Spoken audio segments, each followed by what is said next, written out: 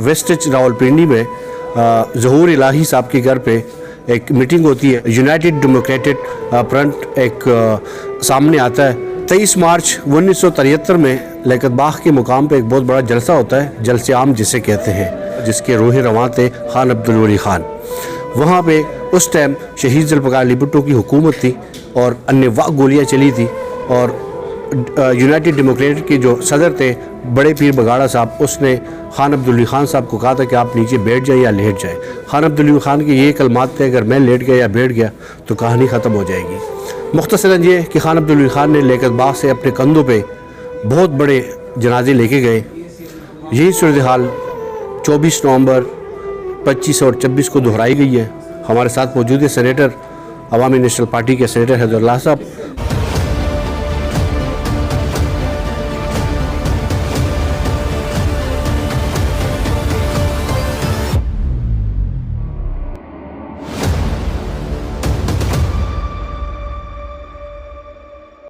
बिस्मिल्लाहिर्रहमानिर्रहीम। अस्सलाम वालेकुम नाज़रीन, मैं हूं इब्न अमीन और आप देख रहे हैं लब-ए-आज़ाद टीवी। 23 मार्च 1973 में लियाकत बाग के मुकाम पे एक बहुत बड़ा जलसा होता है, जलसे आम जिसे कहते हैं। और इस जलसे का जो इनेकाद है, जो तरतीब है, वो उस वक़्त अपोजिशन जो लीडर थे, अपोजिशन जो सियासी जमाती थी, उन्होंने यूनाइटेड डेमोक्रेटिक फ्रंट एक सामने आता है। वेस्टिज रावलपिंडी में ज़हूर इलाही साहब के घर पे एक मीटिंग होती है और मीटिंग में ये तय होता है कि मुल्क के अंदर एहतजाज का सूरत हाल बना दिया जाए। एक मुहिम चलाई गई और लोगों ने जलसे में शिरकत करने के लिए लियाकत बाग पर आमादा हुए और लियाकत बाग में बहुत बड़ा जलसा हुआ, जिसके रूही रवां थे खान अब्दुल वली खान। वहाँ पे उस टाइम शहीद जुल्फ़िकार अली भुट्टो की हुकूमत थी और अन्य गोलियाँ चली थी और यूनाइटेड डेमोक्रेटिक के जो सदर थे बड़े पीर बगाड़ा साहब, उसने खान अब्दुल वली खान साहब को कहा था कि आप नीचे बैठ जाए या लेट जाए। खान अब्दुल वली खान के ये कलमात थे, अगर मैं लेट गया या बैठ गया तो कहानी ख़त्म हो जाएगी। मुख्तसरन ये कि खान अब्दुल वली खान ने लियाकत बाग से अपने कंधों पे बहुत बड़े जनाजे लेके गए। यही सूरत हाल 24 नवंबर 25 और 26 को दोहराई गई है। हमारे साथ मौजूद है सेनेटर अवामी नेशनल पार्टी के सेनेटर हैदरुल्लाह साहब। सर, आपका बहुत बहुत शुक्रिया, आपने कीमती वक्त से वक्त दिया। बहुत बहुत शुक्रिया आपका कि आपने भी हमें टाइम दिया। सर,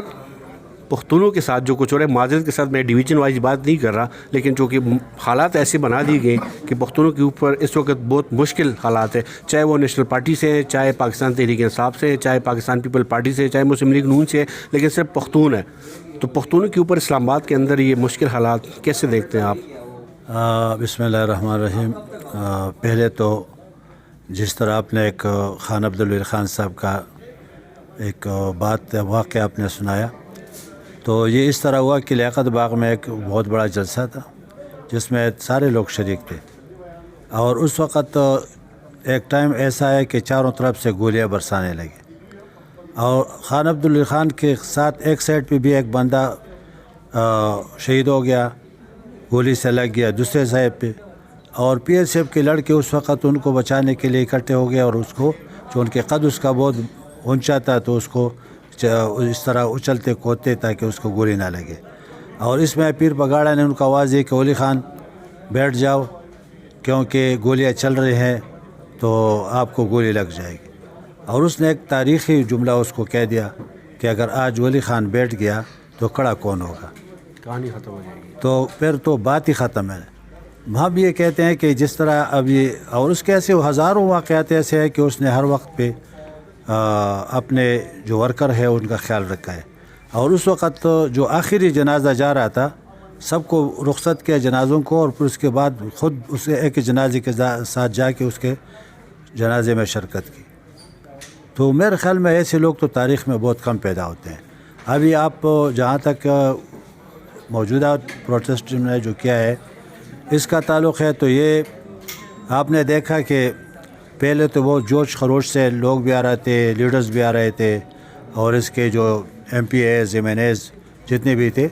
लेकिन बाद में पता चला इस दफ़ा तो नए माज़रत के साथ इस दफ़ा तो नए MPS गिरफ्तार हुआ है, ना कोई, मैं ये नहीं चाह रहा कि वो ज़ख्मी हो जाएं, लेकिन इस दफ़ा तो ना MPS ज़ख्मी हुआ है, ना गिरफ्तार हुआ है, ना MNAs, कोई कौंसल लेवल तक भी कोई बंदा सामने नज़र नहीं आया। आम कारकुन ऐकाम पख्तून के साथ जो कुछ हो रहा है यार, असल मैं तो ये कहता हूँ कि इस दफ़ा सिर्फ नहीं, पहले भी इस तरह हुआ है।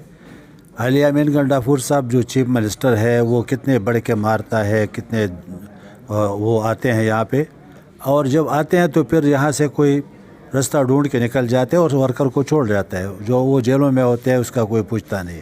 ساتھ گاڑیاں لاتے ہیں اس کے وہ بھی چھوڑ جاتے ہیں، پولیس والے بیچارے وہ بھی چھوڑ جاتے ہیں۔ تو میرے خیال میں یہ تو نہ پختونوں کا وہ رواج ہے نہ ان کا تہذیب ہے،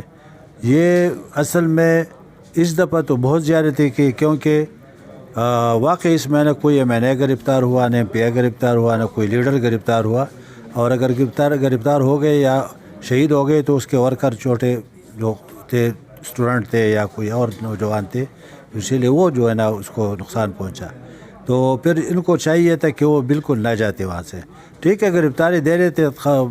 جمہوریت میں یا اس میں یہ پروٹیسٹ میں ہو سکتا ہے کہ آپ گرفتار ہو جائے، اس کے لیے آتے ہیں، لیکن یہ نہیں ہو کہ آپ بھاگ جائیں اور مطلب ہے کہ اس کے پیچھے جو لوگ ہیں آپ کے جلوس بے یار و مددگار چھوڑ لے، اس کو پتہ نہیں رستے کا، کوئی اس طرح لوگ بھی تھے کہ کوئی تو اس طرح پیچھے دھکیل کے انہوں نے آگے، لیکن ایسے لوگ بھی تھے کہ وہ آگے جا رہے تھے، اس کو گلیوں میں وہ بھی کر گئے، وہ تو اس کو پتہ ہی نہیں تھا کہ وہ کدھر جائے اور اندھیرے میں۔ تو میرے خیال میں انہوں نے بہت زیادتی کی ہے، اور اب موجودہ طور وقت میں جو ہم کہتے ہیں کہ جس کے لیے ہم نے پریس کانفرنس کی ہے، ہم نے ان بے گناہ لوگوں کے کہ جو اس وقت پختون کے نام سے ان کو سزائیں دی جا رہی ہیں، ان کو جیلوں میں ڈالا جا رہا ہے، ان سے پیسے بٹورنے کے لیے وہ شناختی کارڈ چیک کر کے پولیس والے پیسے لیتے ہیں، اس کو چھوڑ دیتے ہیں، تو ہم اس کی مخالفت کر رہے ہیں۔ اور سر قطع کلامی امام، یہ پریس کانفرنس کس کے لیے تھی؟ صوبائی حکومت کے ساتھ تو آپ لوگ اپوزیشن میں، لیکن وفاق میں آپ لوگ حکومت کے ایک اتحادی، آپ لوگوں نے 26 آئین میں ووٹ بھی دیا ہے، تو یہ حکومت کے ساتھ مذاکرات نہیں تھے، یہ پریس کانفرنس کی نوبت کیوں آئی؟ نہیں، ہمارا